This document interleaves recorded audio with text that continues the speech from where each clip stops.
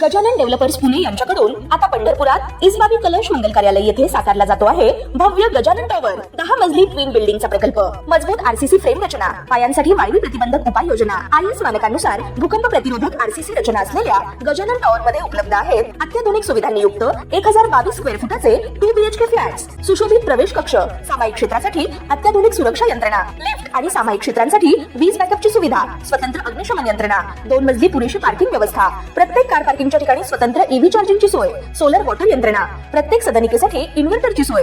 इसबाबी कलश मंगल कार्यालया शेजारी साकारल्या जात असणाऱ्या गजानन टॉवर मध्ये आजच आपला हक्काचा आणि आधुनिक सुविधांनी परिपूर्ण अलिशान फ्रीसाठी संपर्क क्रमांक 7677700025। ताज्या घडामोडी पाहण्यासाठी PVN म्हणजेच पंढरी वार्ता न्यूज या चॅनलला सबस्क्राईब करा। नागपूर मुंबई महामार्गावरून RTO अधिकाऱ्यांच्या कारवाईवर संतापून एका ट्रेलर चालकाने चक्क आपला भला मोठा ट्रेलर महामार्गावरच आडवा उभा केल्याचा प्रकार घडला आहे। चालकाच्या या रागामुळे महामार्गावरची वाहतूक तब्बल 2 तास पूर्णपणे ठप्प झाली होती। नागपूरहून पुण्याकडे जाणारा एक अवजड कंटेनर महामार्गावरून मार्गस्थ होत होता।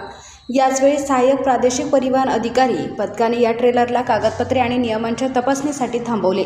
मात्र ही नेहमीचीच तपासणी एका मोठ्या वादात रूपांतरित झाली। अधिकाऱ्यांनी कागदपत्रांमध्ये त्रुटी दाखवून अवाजवी दंड आकारल्याचा गंभीर आरोप ट्रेलर चालकाने केला आहे। एवढेच नाही तर RTO पथकाने अरेरावी करत गाडीची कागदपत्रे आणि चावी जबरदस्तीने ताब्यात घेतल्याचा दावाही चालकाने केला। या वादानंतर चालक प्रचंड संतापला। रागाच्या भरात त्याने आपला मोठा ट्रेलर थेट नागपूर मुंबई मार्गिकेवर मुंबई लेनवर आडवा लावला। ट्रेलर असा उभा केला की मागून येणाऱ्या एकाही वाहनाला पुढे जाता येऊ नये। एवढे करून चालक गाडीची चावी घेऊन तिथून निघून गेला। ट्रेलर आडवा लावल्यामुळे महामार्गावरची वाहतूक अक्षरशः कोलमडली। सुमारे 1 ते 2 तास मुंबईकडे जाणारी लेन पूर्णपणे बंद होती। परिणामी महामार्गाच्या दोन्ही बाजूंना वाहनांच्या लांबच लांब रांगा लागल्या। प्रवाशांना, चाकरमान्यांना आणि इतर वाहन चालकांना उन्हात ताटकळत उभे राहावे लागले। अखेर काही वेळाने संबंधित प्रशासनाने हस्तक्षेप करून हा मार्ग मोकळा केला। मात्र तोपर्यंत प्रवाशांचा मोठा मनस्ताप झाला होता। नियम मोडणाऱ्यांवर कारवाई व्हायलाच हवी यात दुमत नाही, पण RTO अधिकाऱ्यांकडून होणारी कारवाई आणि चालकांचा असा टोकाचा संताप यामुळे नाहक त्रास मात्र सामान्य प्रवाशांना सहन करावा लागतोय। या प्रकरणात आता पोलीस चालकावर काय कारवाई करतात आणि RTO अधिकाऱ्यांच्या कार्यपद्धतीची चौकशी होते का हे पाहणे महत्त्वाचे ठरणार आहे। रस्ता पूर्ण ब्लॉक करून ठेवला, लोक जमा आहे, पूर्ण मागे गाड्या लागलाय, एक साईडचा रस्ता पूर्ण ब्लॉक आहे, अपोजिट साईडचा चालू आहे।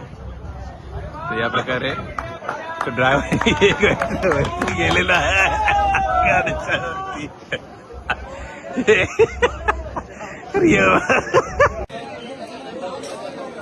या प्रकारे रस्त्यावर गाडी आडवी केलेली आहे ड्रायव्हर साहेबांनी आणि काहीतरी डिस्प्यूट आहे RTO आणि ड्रायव्हरचा। त्यामुळे ड्रायव्हरने रागात गाडी अशी आडवी लावली आहे आणि आडवी लावून